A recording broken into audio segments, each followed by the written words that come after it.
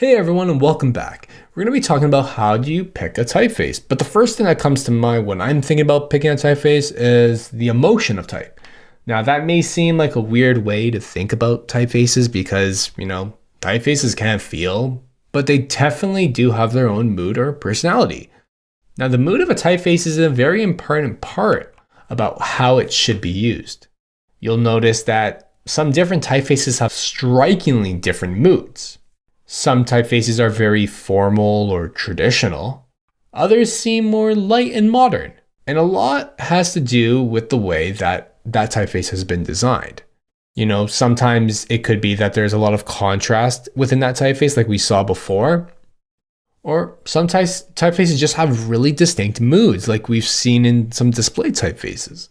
For example, let's think about Times New Roman. It's pretty much always a traditional font. And some typefaces are a little bit more transcendent. And they can pretty much convey almost any mood. And when I think about that, I think about Helvetica. So when I'm looking for typefaces for a specific brand or purpose, I think about how it could represent that best.